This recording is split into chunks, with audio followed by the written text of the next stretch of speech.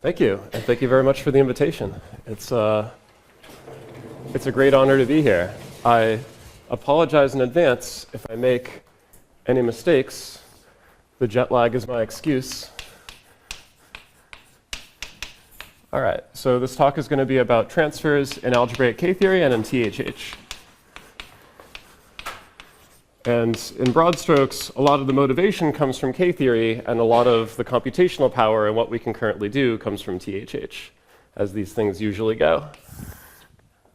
Okay, so it might be a little bit silly at this point in the workshop to remind you what algebraic K-theory is. So I'll be very brief. So of course, this is some machine that takes a ring R, or more generally a ring spectrum, one of these ring objects in stable homotopy theory, and produces out of it a sequence of abelian groups. K0, K1, and so on. Right, and then these turn out to be the homotopy groups of some space. Really, it's a spectrum. So we'll call the spectrum K of R. And of course, you don't really have to know what spectra are for this talk. You can just think of them as spaces that have something like an abelian group structure on them. And so really, this is what K-theory is. It's taking this R to K of R, and the homotopy groups are these K groups.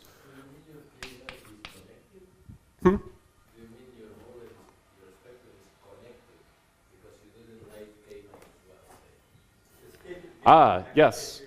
For the purposes of today, yes, I'll take the connected version. I don't think it should matter too much for the examples I'm thinking about, but let's say that it's the connected version. Great. So I won't have the time to go into the details of the definition, and I think that has probably been handled earlier this week, but I do want to emphasize that this is built out of, or one way of building it is building it out of a category of modules over the ring R. So when R is a ring, this is the category of finitely generated projective R modules. That'll be important for us. Or if R is a ring spectrum, or you do the chain complex version, then it's going to be built out of the category of perfect R modules. So this is the thick subcategory on R. It's the smallest category containing R and is closed under cofibers, fibers, and retracts. So in some sense, it's the things that are finitely built out of R. Okay, let me remind you of a couple. Oh, this one is too far over.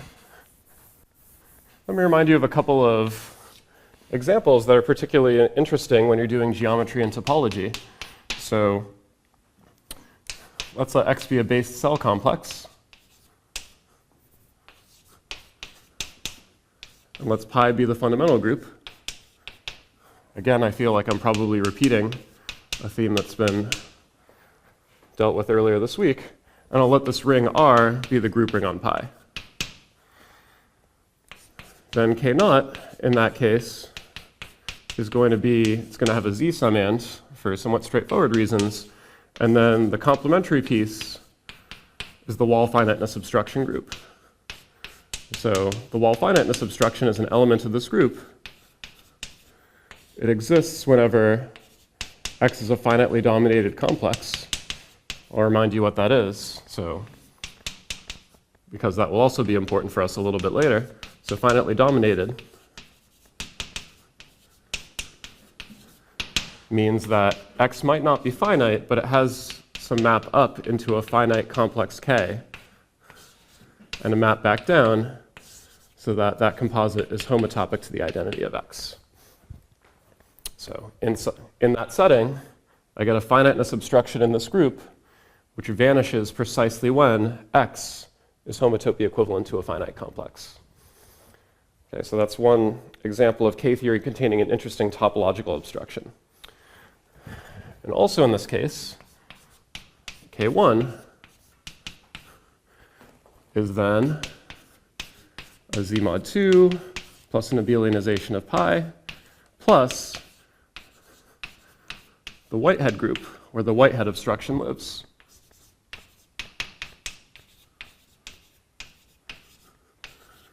So anytime I have a smooth manifold, homotopy equivalent to X. And anytime I have an H cobordism on that manifold, that gives me an element of this group.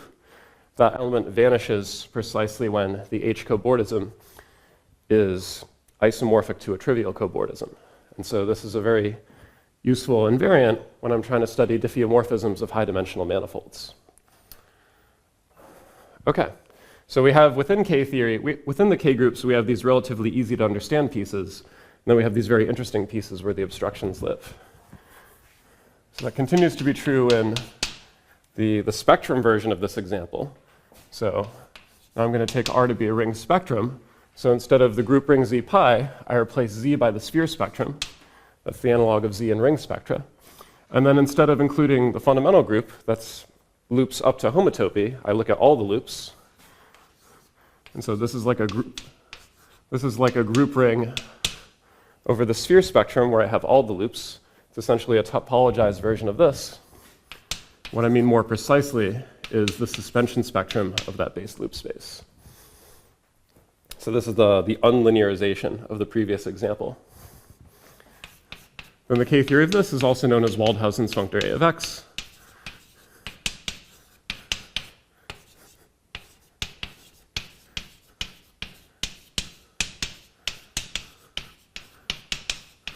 It has the same K0 and K1 as in the previous example.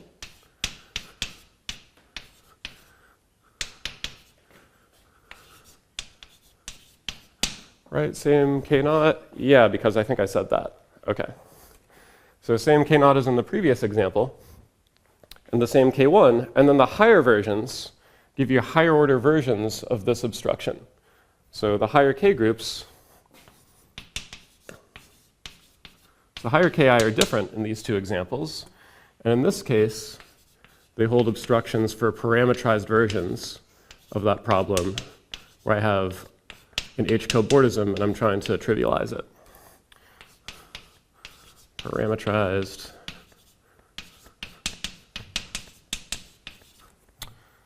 How do I say that? Parametrized simple homotopy obstructions. So, oh, yes?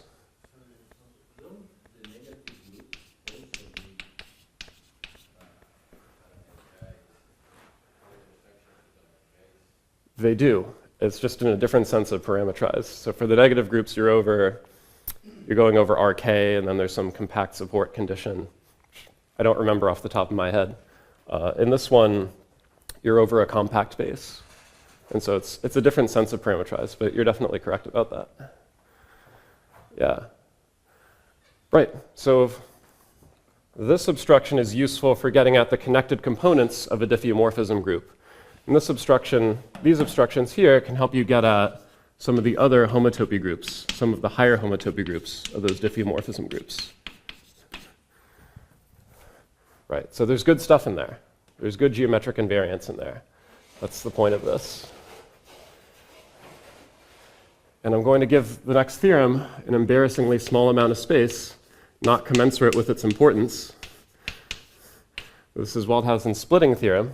It says that similar to the splitting that you see up here and up here between this relatively straightforward piece and this interesting piece where all the obstructions are, A of X splits apart into the stable homotopy of X, which is the boring piece. That's the easier piece. And then the other piece is what's called Whitehead diff.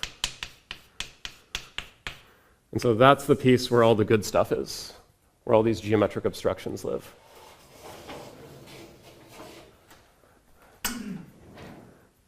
Okay. Good. So that's K-theory. So now let's talk about maps between K-theory. So of course, the unsurprising thing is that anytime you have a ring map R to A, let me call this F, then it's going to induce a map from K of R to K of A. Okay. So I didn't tell you the definition of K-theory, but I did say it had to do with perfect R modules. So what's going on at that level?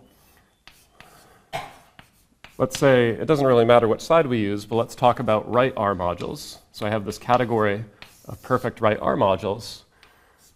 then I form a map of module categories into the category of perfect right A modules by extension of scalars. So I'm tensoring over R with A. In the case of ring spectra, this is a smash product, and I have to make sure that it's derived, so I have to make sure both sides are appropriately cofibrant. So I apologize if I don't say that every time I mention this, but that's always happening when I have a ring spectrum here. Okay, so there's our map on K-theory. The thing I want to talk to today is a map that goes the other way. So there's this transfer, and this exists. Doesn't always exist, but it exists when I have such a ring map and A is perfect over R. Or in the case of ordinary rings, A is finitely generated projective over R. Okay, so in that case, this transfer is a map from K of A back to K of R. And so what happens to A modules? There's two ways of saying this, and they basically mean the same thing. Oh, I switched handedness. My bad. So I have an A module. It's a abelian group or a spectrum with an A action. How am I going to get an R module? Well, I'm just going to forget along that ring homomorphism. I'm going to restrict the A action back to an R action. Or I can draw it in a way that looks suspiciously similar to this. I'm going to tensor over A with A. That looks like the identity, but I'm thinking of A as an AR bimodule. Right, so before my module had an A action, now I do this, and now the only action I'm remembering on this side is the R action. And so that accomplishes the same thing. Okay, it's convenient to think of the transfer this way, though, because this is an instance of a much more general recipe. I can take any bimodule, as long as it's perfect over the ring that I'm going into. And this gives me an operation. This gives me one of these exact functors from my category modules to my category modules, giving a map on K-theory. Okay, so I'm going to call that map tau K of F. Okay, that's the map I want to study. Now, why do I want to study it?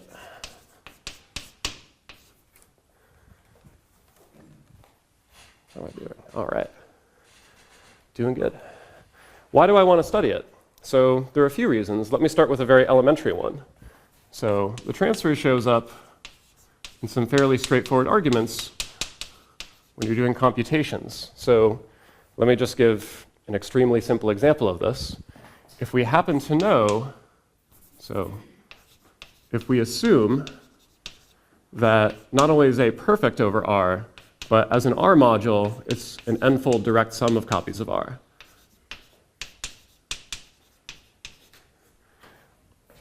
Then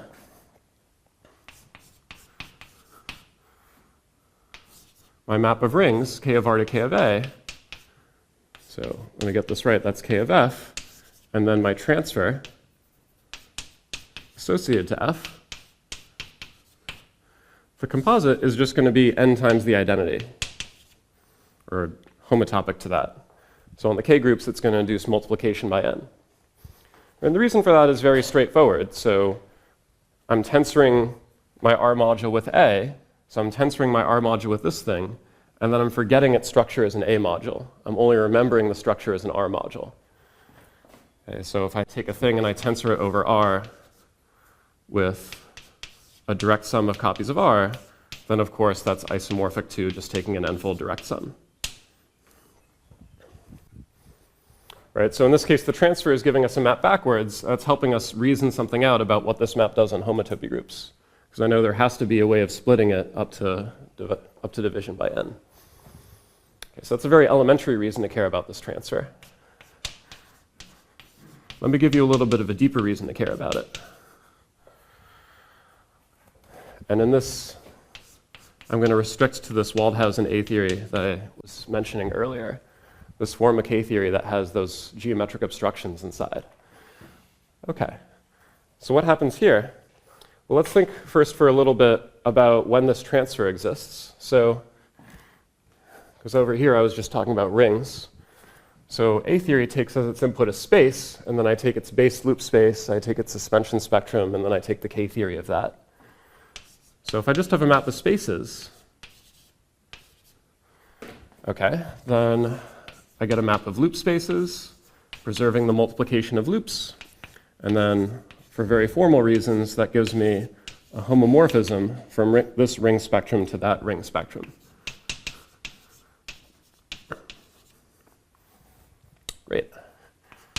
If I assume in addition that P is a perfect fibration, and I'll tell you what this means. Perfect fibration. So I'm going to assume you know what I mean by a fibration. So it's like a fiber bundle, it has a lifting property. By perfect, I mean that the fiber, let me push this up a little bit. By perfect, I mean that the fiber is finitely dominated. So you can think of this as a generalization of a finite sheeted covering space.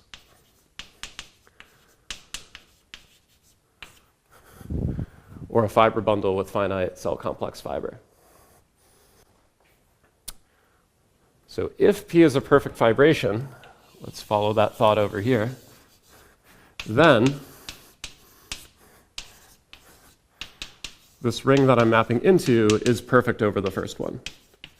It's perfect over the suspension spectrum of loop C.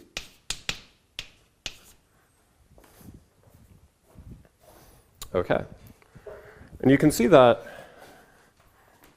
by taking this map and its fiber F, maybe assume that F is a finite cell complex, and then extend this a couple steps to the left. And maybe to simplify the argument, imagine this is a topological group and that's a subgroup. The quotient is a finite complex. Now you can reason out how I should be able to build up this group in finitely many steps from that group. Okay, so that is, with some simplifications, the idea behind why this is true. Okay, so then because of this very formal framework over here, I therefore get a transfer map. I get one of these wrong way maps from A of B back to A of B. Oh, let's come back here for a second. I didn't mention it when I wrote this down, but of course, because this is a ring map, this gives me a map on K-theory. And so this is the usual way that A-theory goes. If I have a map of spaces, then I get a map from A of E to A of B.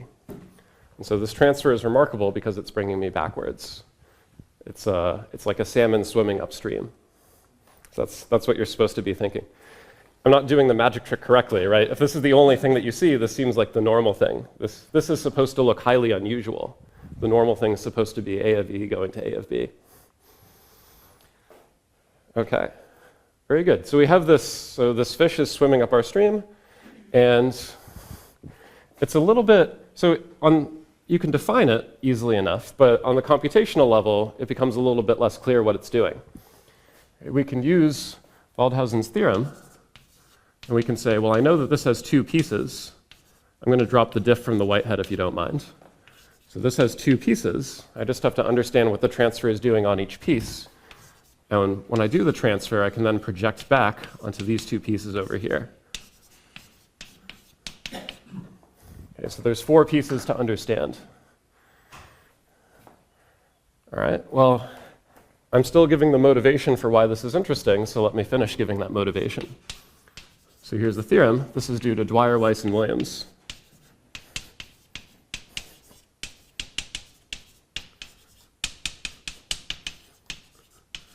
This isn't the full power of their theorem. This is a slightly weaker corollary. So this is what it says. If my map P is a smooth fiber bundle with compact manifold fibers,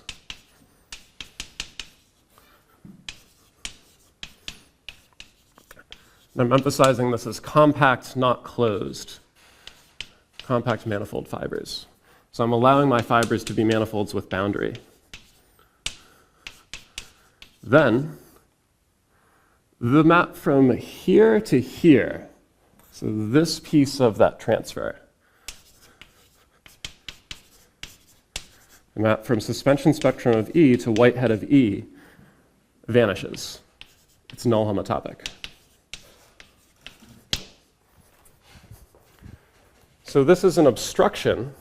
This thing, this piece of the transfer, is an obstruction to taking this fibration and modifying it up to homotopy equivalence to be a smooth fiber bundle with compact manifold fibers. In particular, there's an example where this obstruction is non-zero. There's an example, I'll just cram it down here, which is a bundle over S3 whose fiber is S3. So there's an example that this example is actually a topological manifold bundle. And it turns out it can't be, not only can it not be given the structure of a smooth bundle, but you can't even thicken it up to any arbitrarily high dimension and make it homotopy equivalent to some very high dimensional bundle of compact smooth manifolds. So that's a remarkable example. Okay, so this is an example of something that is maybe not directly living in A theory. Well, it is, but it's coming about not just through K-theory, but through one of these wrong-way maps. This wrong-way map is capturing something with rather deep geometric or maybe differential topological content. Oh, I suppose I have to wash the boards now. Yes?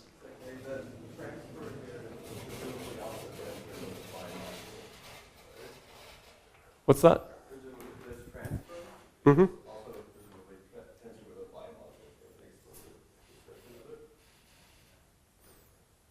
Yeah, it's exactly this. So I'm going from loops B modules to loops E modules.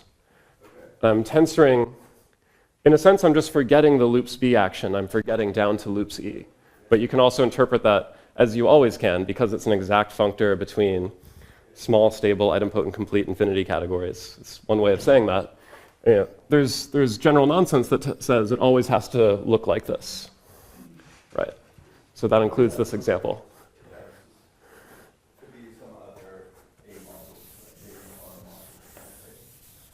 That's right, yeah. That's right. So you got a whole family of such functors. The transfer is a particularly nice one because it contains this obstruction to smoothing fiber bundles in the A theory case. That's right. So we're particularly motivated to think about that transfer, even though much of what we say will apply in the general case of going from one module category to another by tensoring with a bimodule. That's an important point that I don't always emphasize when I do this. But I think maybe with this crowd, that's a good thing to emphasize.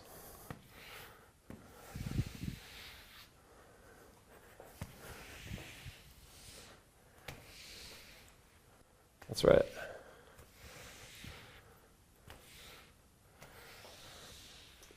So the idea now is that this theorem of Dwyer, Weiss, and Williams, this theorem is giving us some motivation to try to understand this A theory transfer better. So let's map this out a little bit more. So we're mapping from a direct sum to a direct sum, or a wedge sum of spectra to a wedge sum of spectra. So this transfer map, tau A, I can think of this as being given by a 2x2 matrix. Let me make this really big.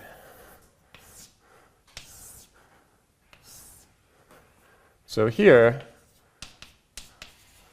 I have stable homotopy of B and whitehead of B. And over here, I have stable homotopy of E and whitehead of E. So what I was just telling you is that over here, this is where the Dwyer-Weiss-Williams obstruction lives. So this is 0 if my bundle can be smoothed. Smooth bundle with compact fibers. So that's living over here. What about over here? So this is the piece that goes from stable homotopy of B to stable homotopy of E. It's not clear from the definition what this should be, but there is an existing wrong-way map. Anytime I have one of these perfect fibrations, there is a well-known map that goes the wrong way from the stable homotopy of the base back to the stable homotopy of the total space. It's called the Becker Gottlieb transfer.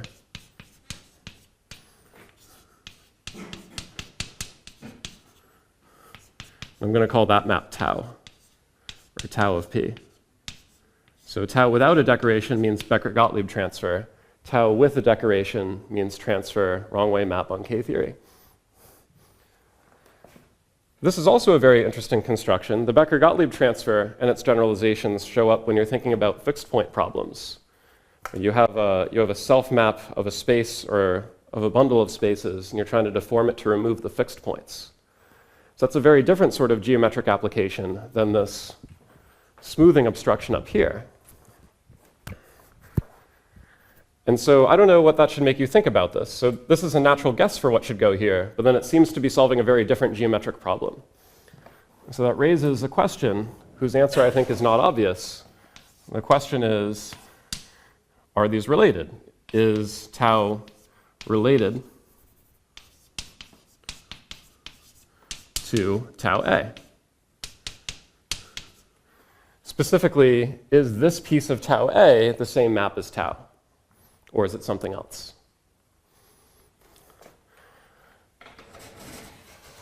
And the other piece that I'll mention a little bit more briefly, this piece, you might guess that this is 0, but I have no idea.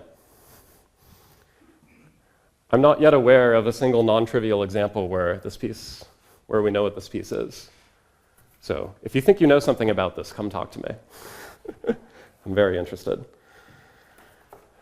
Okay, so is tau related to tau alpha? Is tau related to tau A? Is this Becker Gottlieb transfer showing up when I study fixed points related to this A theory transfer showing up when I'm studying smoothings of fiber bundles? Let's reformulate this a little bit. So I have this wrong way map from B back to E that exists on stable homotopy. Again, I should say something for if you don't like spectra that much. This in particular is giving you a wrong way map on homology and cohomology. In fact, to give a map of spectra is essentially the same thing as to give a wrong way map on every homology and cohomology theory. I'm not going to make that precise. So I have this tau of P and tau A of P. Okay, so let me reformulate this statement and these guesses in a different way. So one claim is that up here I have the Becker Gottlieb transfer. That's the claim that if I include transfer and then go back, I get tau. I'm going to call that the retraction conjecture.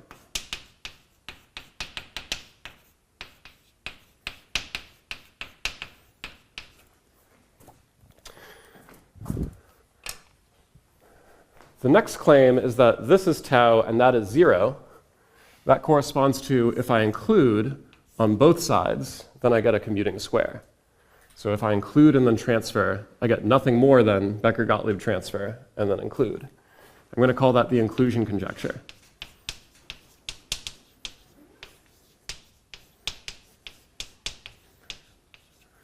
Because this is the identity, the inclusion conjecture implies the retraction conjecture. And then the final thing that we'd like to prove, how are we doing so far? Excellent. The final thing we'd like to try to prove is that this is tau and this is 0. And that's equivalent to saying that if I project on both sides, so I go up and then I go up, that commutes. So if I transfer and then identify just the stable homotopy piece, all I'm going to be getting is what comes out of stable homotopy of B. And what I'm getting there is the Becker Gottlieb transfer. I'm going to call that the projection conjecture.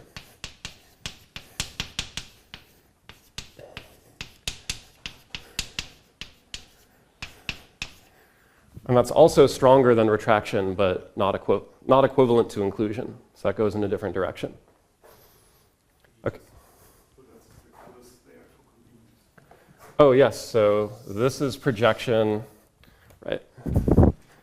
I should just put these in my pocket. This is retraction, and this is inclusion.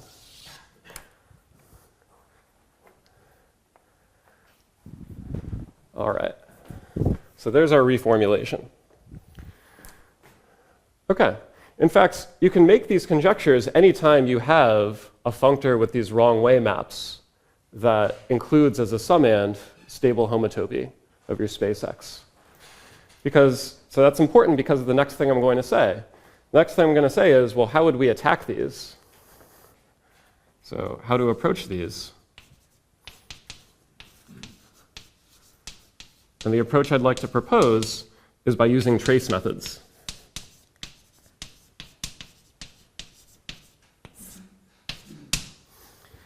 So in this case, what that amounts to is there is a topological Dennis trace map that goes from this Waldhausen's A functor to the stable homotopy of the free loop space of B. So this is just unbased maps from the circle into B. Okay, so this is it's important that we all are on the same page with this. This is much easier to think about than this. So this is just the stable homotopy of the free loop space. And similarly over here. So it would be awfully convenient if there were a wrong way map between free loop spaces, making this commute. Because then I could also formulate these three conjectures for the free loop space. And then that would be much easier to attack, because it's much easier to understand this computationally than it is to understand that. Okay, well, can I do that? Can I make this wrong way map? I can. And in order to do it, I'm going to reinterpret this. This is something that exists not just for Waldhausen A theory, this is something that exists in general for the K-theory of any ring. Okay, so in general, this is a specific instance of a general recipe that anytime I have the K-theory of a ring, it admits a trace map into the topological Hausdorff homology of that ring. Now, of course, I'm quite certain that THH has come up a few times this week. Well, let me just briefly remind you, THH is the realization of a simplicial object. So at each level, what I'm doing is I'm taking my ring and I'm taking a tensor product of a bunch of copies of that ring. So here I'm working with spectra. That tensor product is a smash product. And you want to imagine that this is a bunch of copies of your ring that are arranged in a circle. And the face maps are multiplying adjacent copies of the ring together. Similarly, I can take THH of R with coefficients in some RR bimodule M. And that's almost the same thing, only my simplicial object changes a little bit. Now it's a tensor product of n copies of R and one copy of M. So that amounts to, on this circle, making one of these M. Okay, so the thing that I want you to think is that THH is much easier to understand than algebraic K-theory. The evidence for that is that I gave you the definition of THH in this talk, and I didn't give you the definition of K-theory. That's my evidence. Great. Great.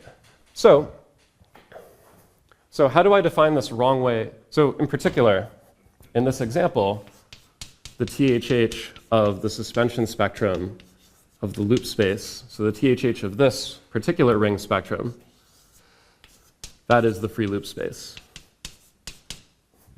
So this is a more formal algebraic recipe that is capturing this geometric thing in this particular example. And it's using the formal algebraic recipe that I'm going to define this wrong way map. Okay, can we do that? Yeah, I'm going to have to wash another board.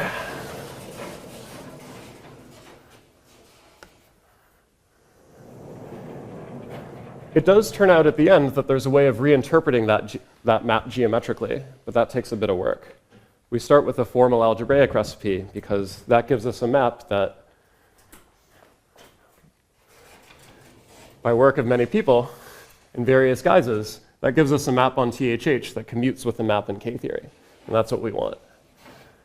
If that square doesn't commute, then we can play with this map all we want, but we won't learn anything about A-theory. Okay.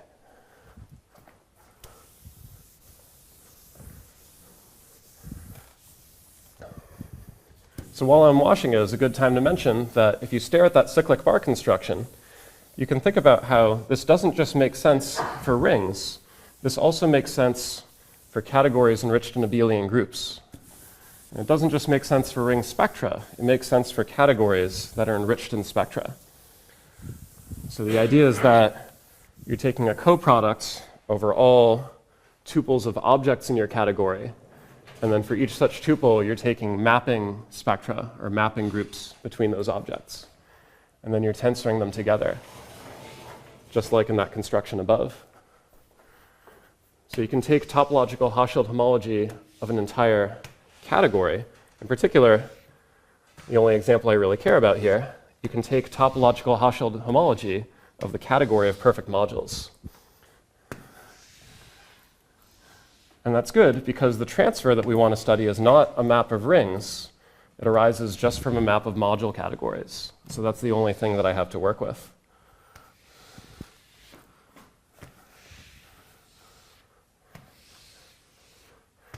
And that is, in a sense, what presents the essential difficulty.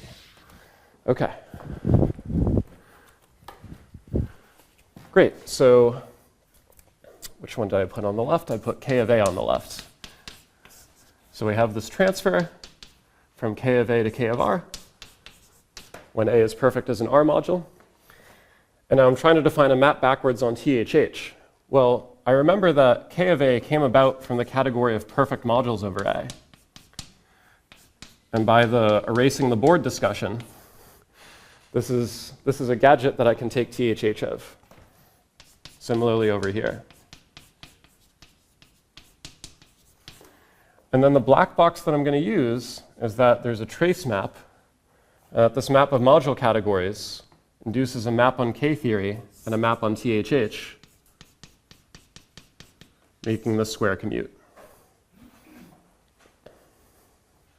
So that's what I'm going to be using as a black box. There's one more thing that I'm also going to be using as a black box. That if I go back to the THH of just the ring A, so I do the cyclic bar construction just on A itself, and there's a map in to the THH of that category. So if I think of A as an A module, and I look at its endomorphism ring, maybe up to an up, depends on my conventions, that endomorphism ring will also be A. And so that's how I'm including this into that. So the final thing that I'm going to be using as a black box is that that map is an equivalence. So the Hausdorff this is a Morita invariant statement. The Hausdorff homology of my ring is equivalent to the Hausdorff homology of that whole category. I get an equivalence over here for R, and voila, in an incredibly roundabout way, I get a map on the homotopy category from this construction to this construction that I can study and use to understand that transfer on K-theory. So that's what we get.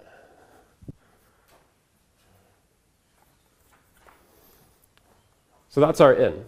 That's the way that we can start to think about those questions on A-theory. We can now formulate them for not just for A-theory, but also for the free loop space. Prove something for the free loop space and conclude something about K-theory. Now, what exactly can you conclude? You have to do a little bit of diagram chasing. And I'm just going to put it all down here. So, I can even use the different colors for this. So here's the A-theory inclusion conjecture. And the free loop space, or THH, inclusion conjecture. So as I mentioned, the A-theory inclusion conjecture, well actually, before I do that, let me just put all these up. So it's an exercise. Think about which of these imply which ones. So for A-theory, I'm going to have all three of these conjectures, and for THH, I'm also going to have all three of them. Retraction and projection. Okay. Done with the exercise yet?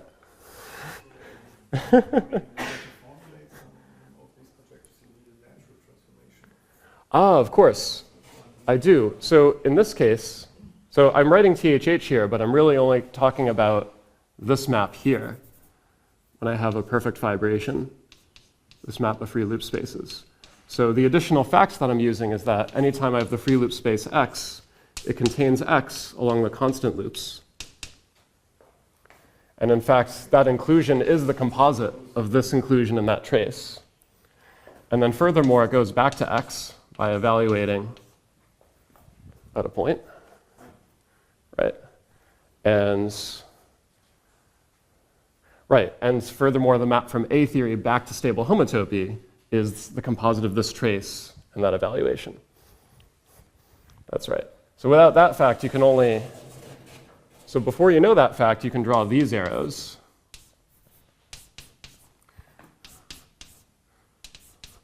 And after you know that fact, you can draw these arrows.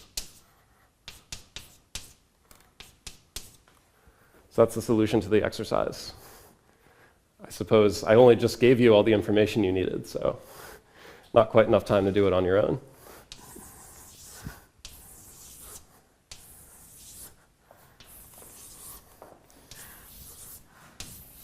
Right, so these two are the hardest. They're going to be true in the smallest number of cases, and these two are going to be true in the greatest number of cases. Because each of these is a statement. You have a statement for every single perfect vibration. So maybe it's true for some of them and not true for others. Okay, so as I mentioned, by Dwyer, Weiss, and Williams, this A theory inclusion conjecture is true when I have a smooth bundle. And it's false in that example that I gave, that topological S3 bundle. In general, and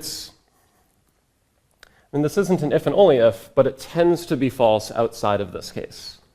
So I'm just going to say it's not true in general for perfect vibrations. Obviously, there are some for which it is true, like identity maps. But in general, it's not true for perfect vibrations.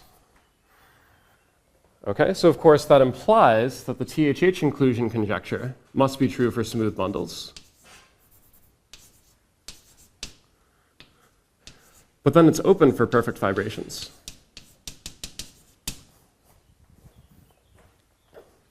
We don't know if it's true for perfect vibrations. I really think we should try to find out. So one reason to care, I've mentioned understanding the A theory transfer better as a reason to understand this better. But if this inclusion conjecture were known for all perfect vibrations, it would imply Bass's strong trace conjecture for all groups. And this is famously, this is one of the corollaries of the Farrell-Jones conjecture.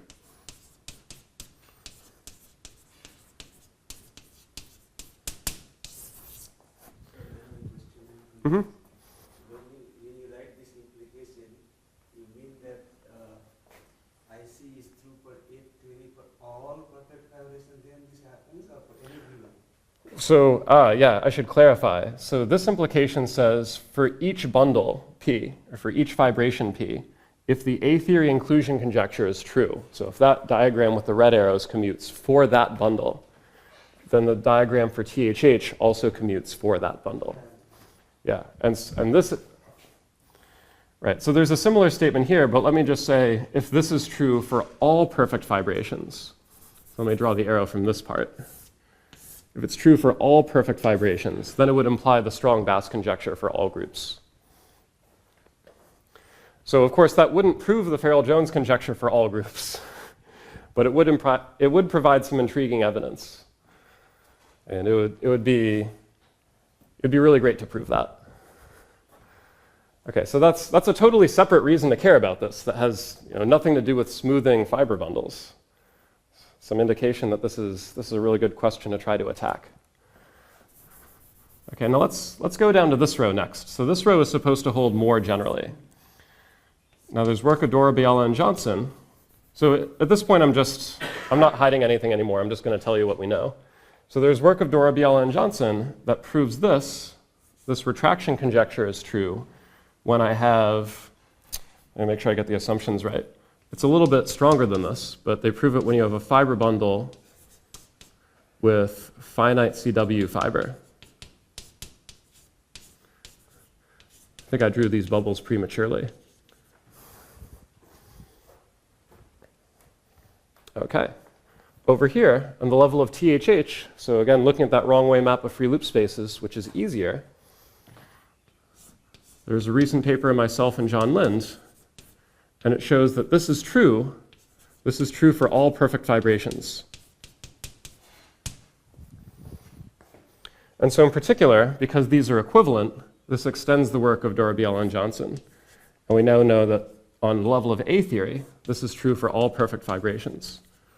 So just to go back and recall what that means that this entry in the matrix in the top left is always the Becker Gottlieb transfer for every perfect vibration.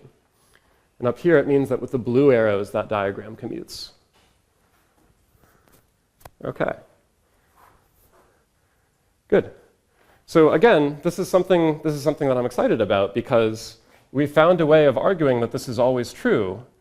And so it raises the question, oh, okay, so to what extent can we take these techniques and lift them up here? That sort of makes that the natural next question.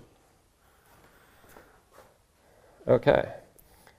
And then finally, to round out the diagram down here we know almost nothing, actually. So this is the hardest, well, so we know something about what happens on THH.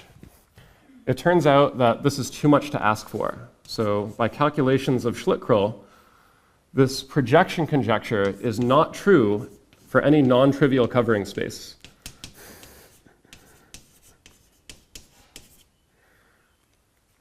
And also from this paper, we did a homology computation of this for when E to B is the Hopf bundle.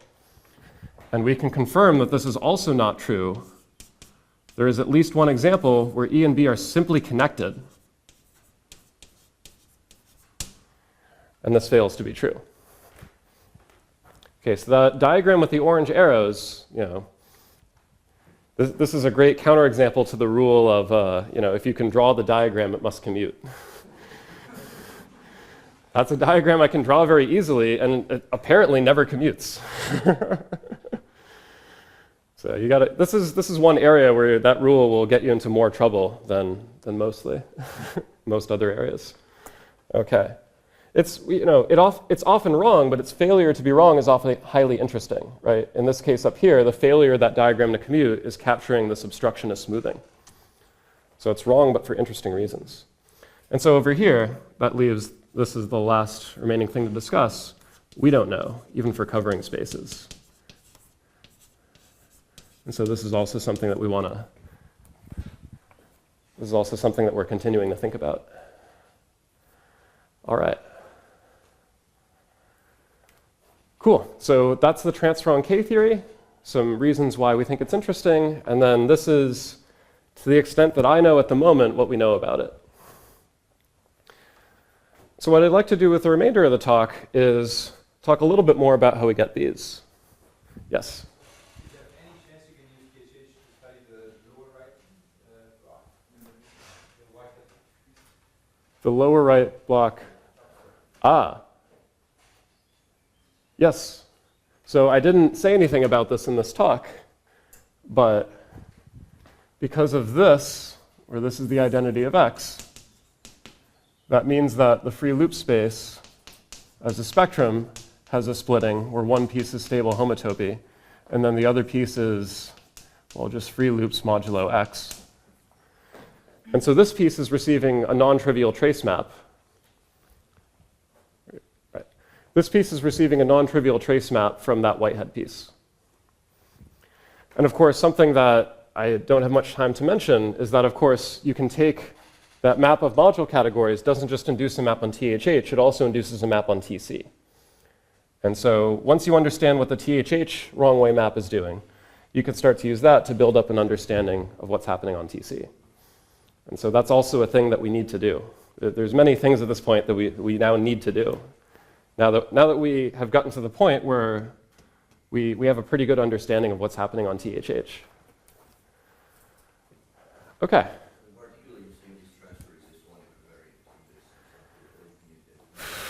This transfer is a map of cyclotomic spectra.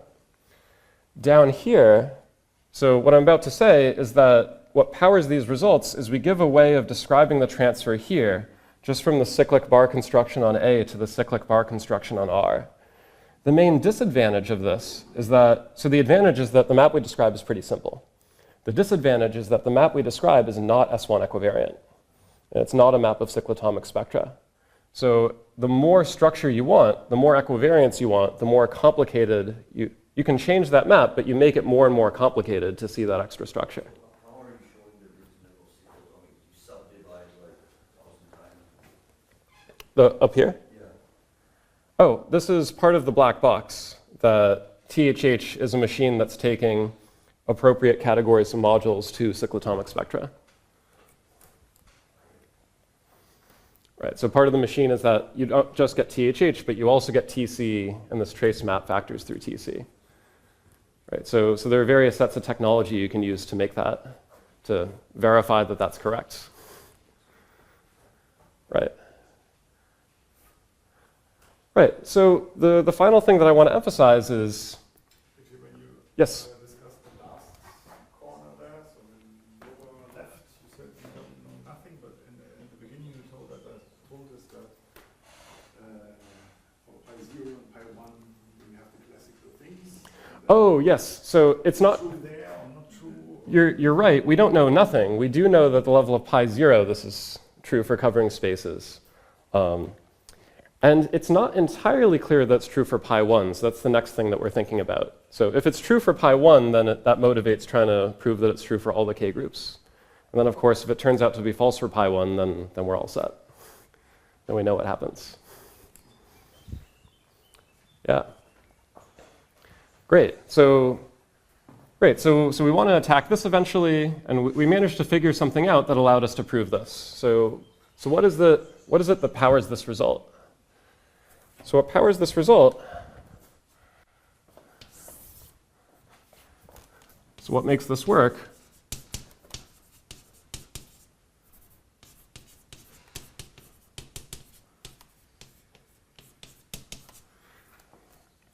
is a result that for this transfer from THH of A to THH of R,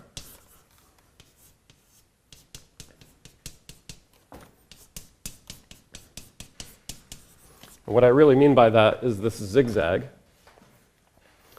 There's a way of describing it directly. So it admits a description, although it's non-equivariant,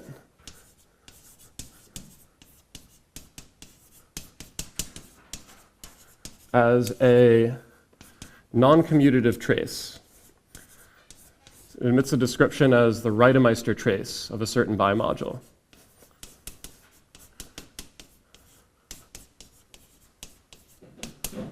So I think that's what I'd like to spend my remaining time describing in more detail. This is a way of thinking about this wrong way map on THH that gives you something direct from this cyclic bar construction of this one, something that you can use to do computations, like for the Hopf bundle, and that you can also use to prove theorems, prove that this wrong way map is compatible with the Becker Gottlieb transfer.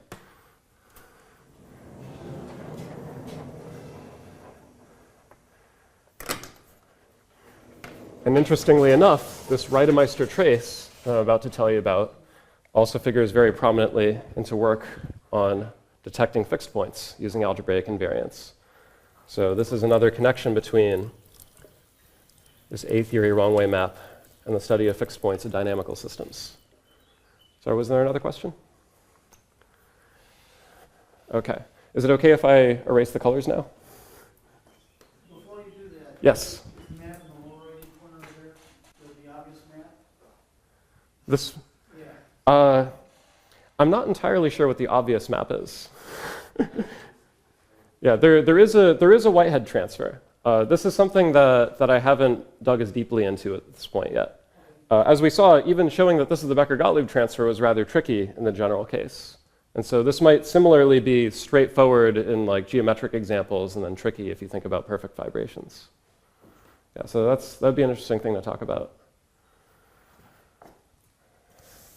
Yeah. I'm not saying that piece isn't interesting. I've just I didn't highlight it because we don't yet have a theorem about it.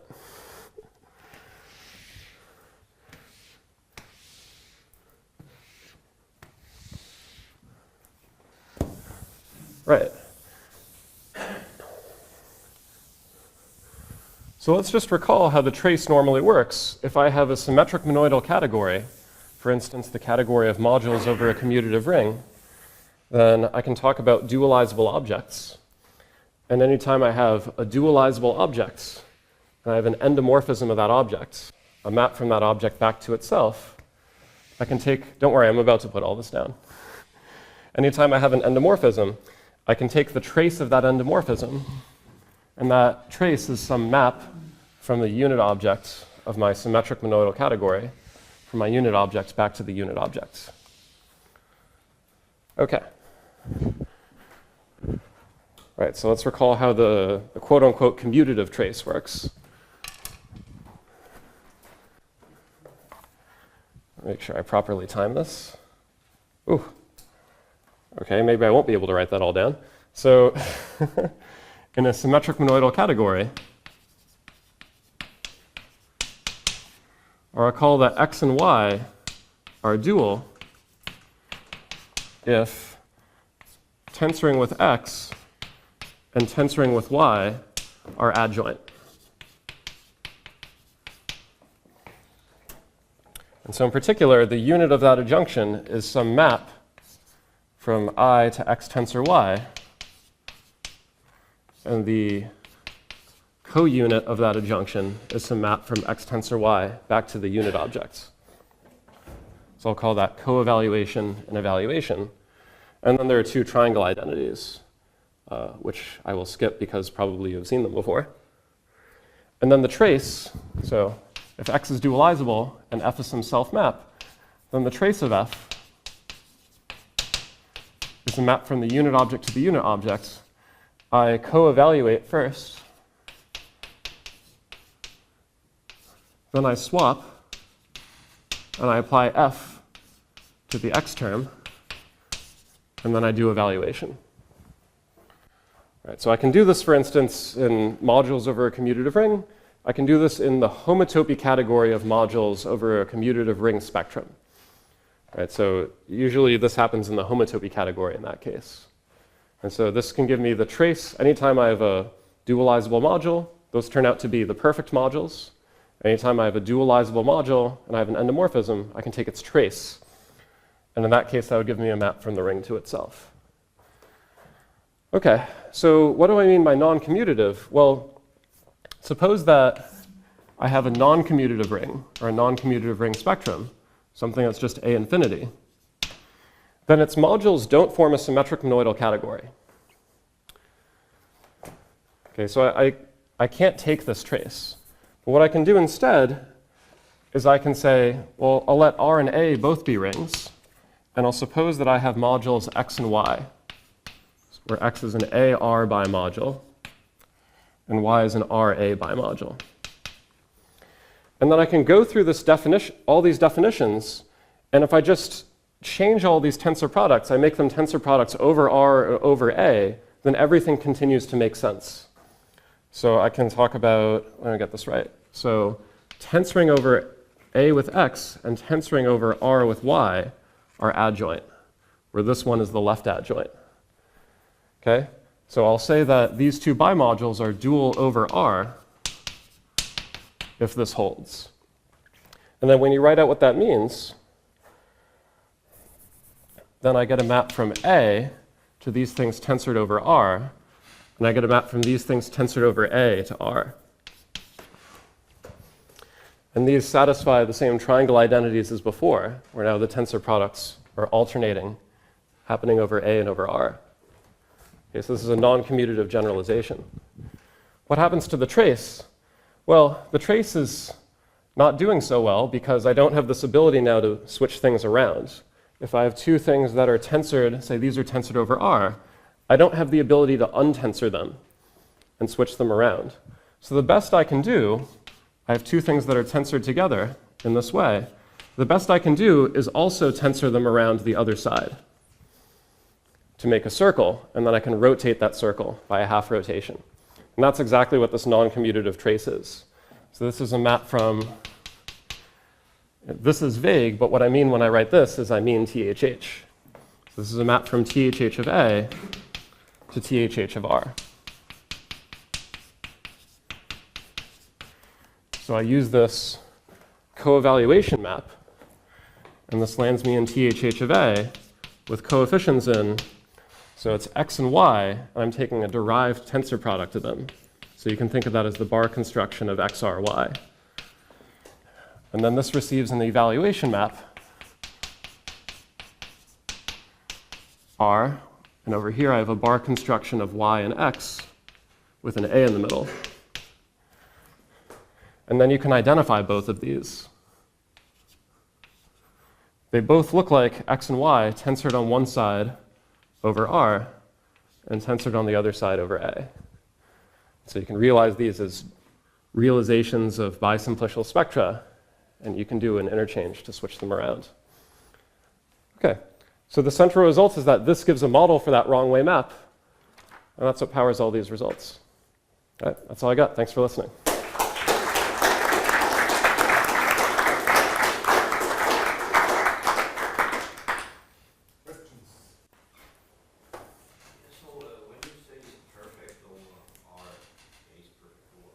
Mm-hmm. This is like finitely generated projective as a left module? So in the example I gave, you can set up your conventions either way. So I think in the example I gave, I had R acting on A on the right. So I wanted it to be... Like this free one? Back when I defined the wrong way map, I said that A was an AR bimodule. And so I'm thinking about this right action of R on A. I could have set up my conventions differently and said that it was an RA bimodule. And then I'd be asking that it's perfect as a left R module. So you can do either one as long as you do it consistently. What I was wondering about when you wrote like A is like free, and then you had this example that like restriction transfer is just multiplication.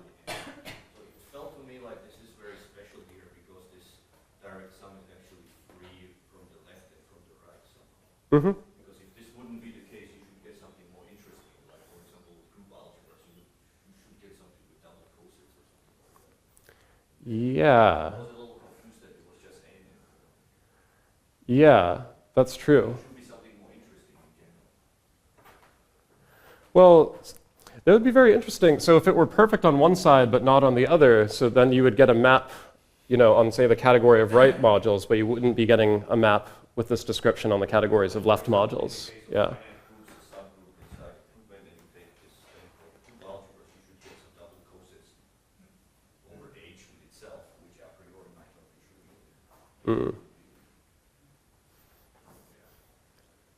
Yeah. So I would definitely hesitate to say one implies the other, and it's probably not. Yeah. I'd like to know, so suppose you want to have the bus conjecture for a specific group. What do you do on the left? Which equation do you apply? Oh, yes. That's an excellent question. Right. So if you want it for a group, so the problem is that, so for a group, you have k naught a z pi of that group. And you want, for each element or each generator of this, you want to pick some, maybe this is not the right way to say this. You want to pick some finitely dominated complex x such that the wall finiteness obstruction element of x is your chosen element here. And then you want to know the THH inclusion conjecture for that element x. So you want to know that tau THH, well, you want to know it for x to a point, actually. That's all you need. So from the suspension spectrum of a point to the suspension spectrum of the free loop space, you want to know that that's the same thing as the Becker Gottlieb transfer, followed by the inclusion of constant loops. And you want to do this for 1x you want to do this for 1x for each of the generators, or for every element, if you like, of this group. So remember, this was z plus the wall finiteness group. So the strong Bass conjecture is trivial on this part, and it's non-trivial on this part. So for each element here, you're picking an x representing it, and then you're trying to show that this is true for that x.